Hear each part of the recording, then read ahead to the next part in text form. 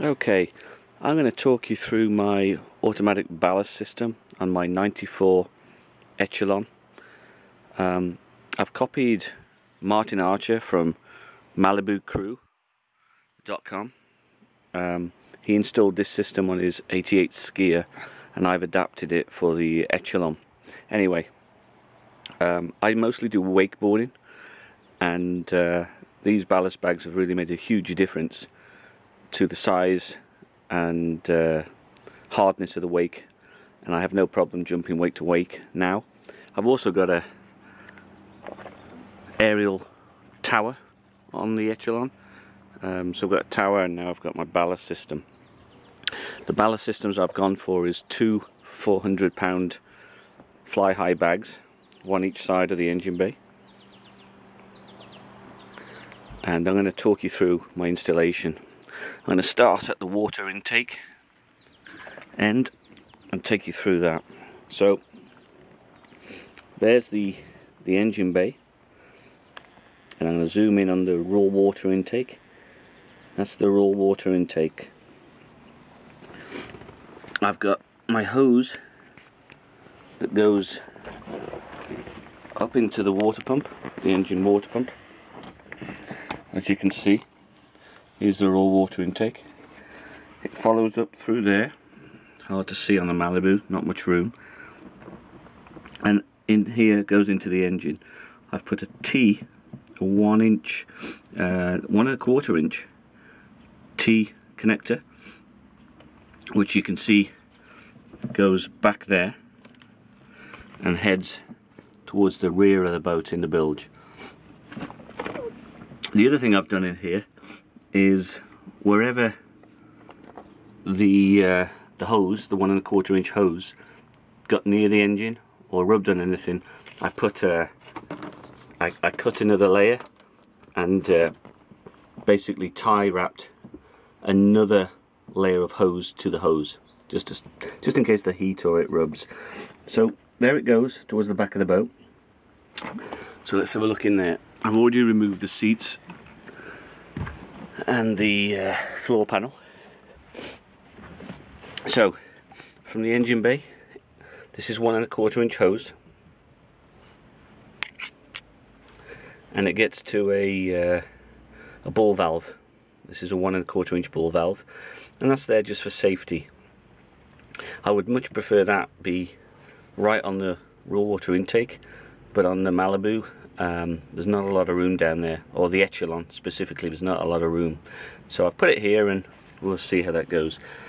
Straight after that, I've got a one-way check valve, and that's purpose is to keep this Tsunami 1200 gallon per hour pump primed, and this is the water intake. So it sucks the water in here. It follows this hose, which, by the way, I went to 1 inch here. That's 1¼ inch. And then this is 1 inch after the pump. And that hose goes up above the fuel tank here. And then hard to see back there, but there's another T junction, and one goes to the starboard side bag and the other goes to the port side bag, and that basically follows across the fuel tank down the side, and when it comes into the boat here and comes out here, this is the fill, and this fill goes to the top of the fly high 400-pound fat sack. Before it gets in there, you can see I've put another ball valve. This is in the off position. Then I've got quick connects on here. These are definitely worth having. All they do is clip off the bag like so. Push this down, push it back on, and that's on. So there's no messing about with threads or screwing around while you're trying to fill the bag or anything. On the bottom of the fly high fat sack, I've got the outlet again, quick connects here,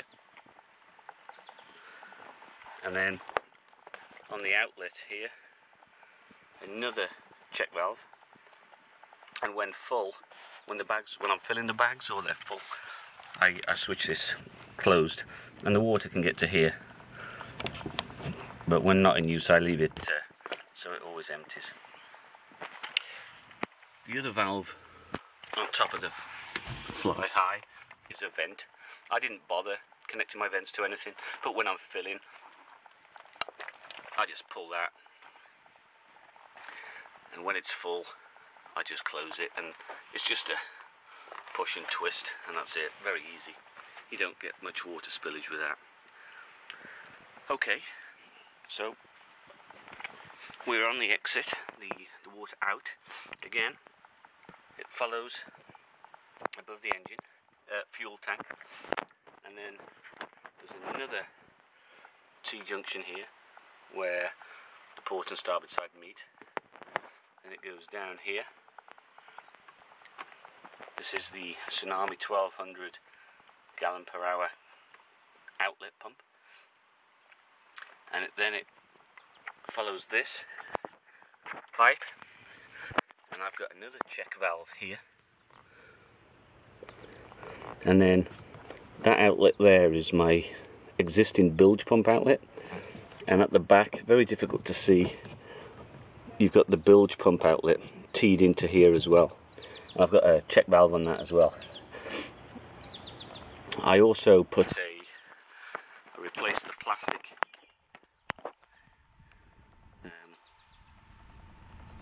hardware with a chrome one, and that just makes it look a bit nicer.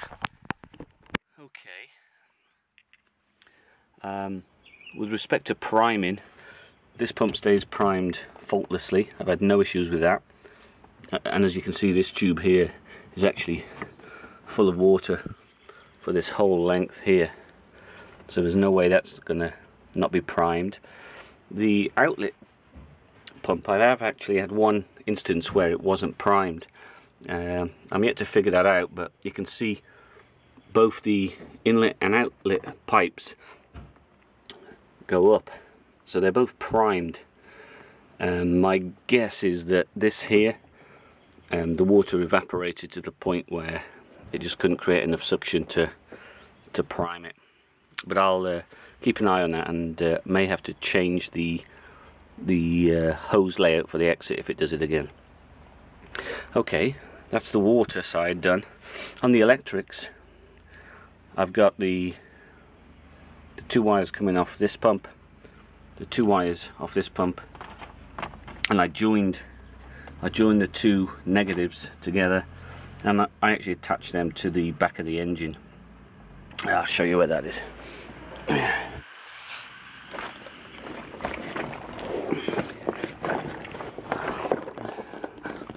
Here's the pump negative. Perfect place for a stud on the back of the engine there. For the positive, on the Echelon I've got a Computron computer, which, like every other Computron, doesn't work. So on my panel here, I basically replaced two of the switches that the Computron would be using if it was any good, with a fill and an outlet, and yeah, that don't know if you heard that, but that worked.